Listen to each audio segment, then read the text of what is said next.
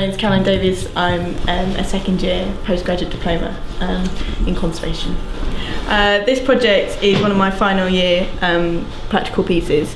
It's a tabernacle from Eltham Palace, and it's approximately 18th century. English Heritage have given it to the department to do some analysis on and to start the conservation process. My background's in archaeology, which I studied at York, and I decided I wanted to branch out in terms of my practical skill base. I realised that the college gave me a chance to explore lots of different materials and techniques, and would give me a grounding in a range of sort of standard conservation. In terms of linking me up professionally to museums, people in the heritage industry, sort of large national bodies, we've got contacts in a variety of places. My name's Hugi Hitchelmaz and I'm a third year conservator. I'm in my final year now and I'm working on a 1740s japanned corner cabinet. Basically it involves sort of quite a bit of structural work, repairing the timbers. There's lots of there was woodwork damage. So in my final year we're pretty much left alone. We're expected to put into practice what we've learned, and we're able to do it, I think, with confidence. We sort of have been shown how to do stuff, and tutors are always there to help if you need to, but we should be able to do it. I didn't really want to be involved in making work. What really interests me is knowing how people made things. In this way I get to spend a long time with the objects. I get to find out how they worked, what materials they chose, why they probably applied things in a certain way, and helps me to understand why certain things look a certain way. So your materials dictate sort of the aesthetics of an object to a degree. The first thing that City and Guilds has taught me is to absolutely stop, don't do anything, just look. The more you look at something, the more you will see, and then the more you will come to some conclusions about what you might actually do with this object. It's a little Chinese temple dog.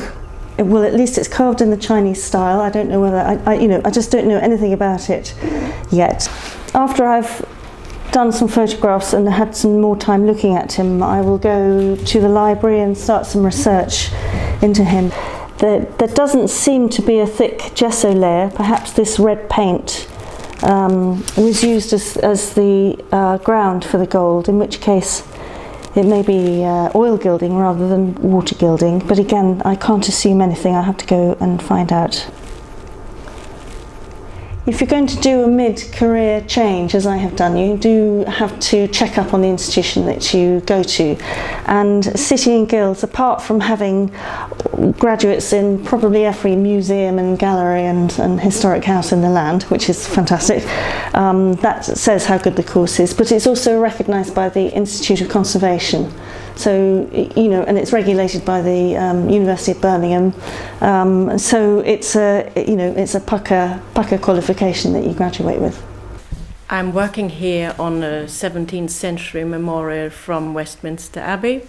It used to be in the cloister of the abbey and was taken down in the 70s because it was badly damaged. I chose to study at City and Guilds because I like very much the practical side of it. When we started conservation in our first year, we learned actually wood carving, gilding and stone carving, and then slowly moved on to studies in chemistry, in laser training, in physics, and in our last third year we are working practically on our exam objects. This is a 19th century mahogany frame which were the overpainted. So I will remove the overpainting layer by the laser Nd:YAG 10064 nanometer Q switch.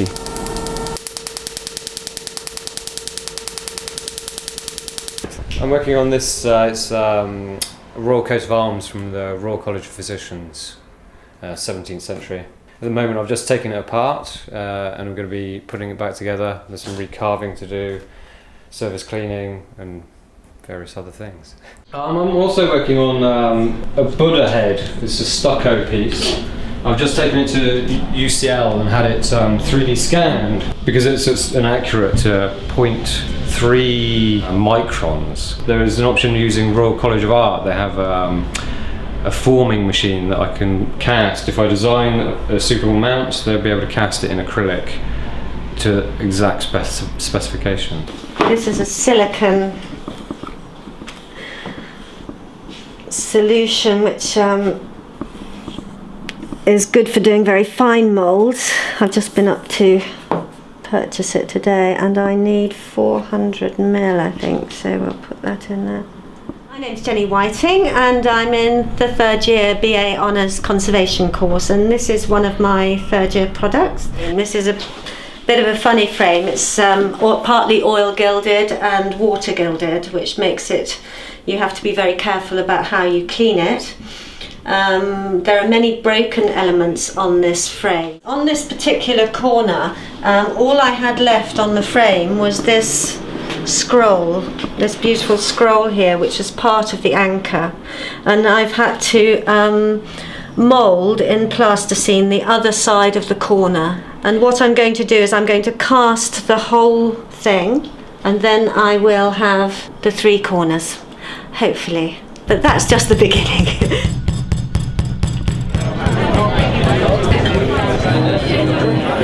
Well, here we are at the graduate show, the final year, the third year. But as you can see, I still haven't finished my frame. What I want to show everybody who's coming around is how I made the molds and how we progressed with the frame from when you saw me put the silicone in the mold. So this is the mold that came out, which is the exact 90-degree angle, which I made a plaster mold of. So just in case this mold gets destroyed, we have one here to make another mold from. Last time you saw me I was retouching, managed to complete that, and I sort of gilded areas as well and given it the final varnish ketone resin to saturate everything. It went well and the client is pleased. So lots of people have come in, and when people come from the museums and conservators, they judge our work, you know, very sort of positive criticism. It's good to be judged by professionals, I think. And it's nice to show off to people all the work you've done and to explain to them. Because sometimes you just see the work and it's hard to tell what's happened to an object.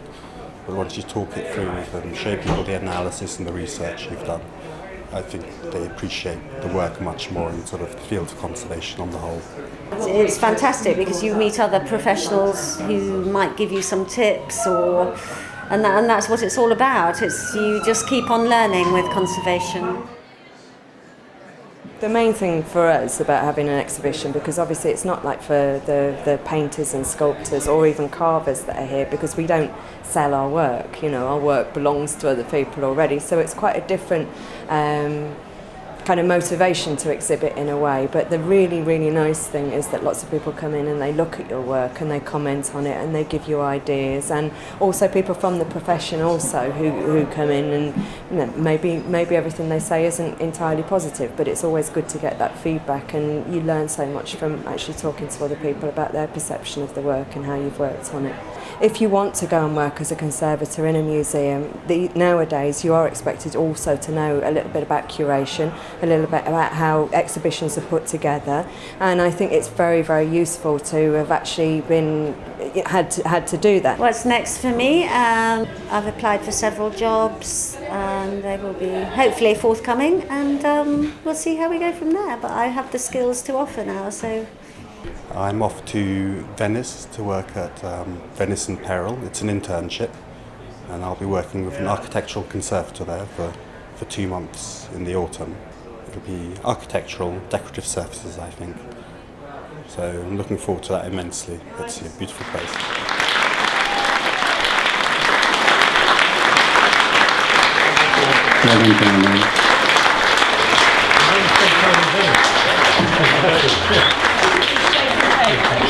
Well done,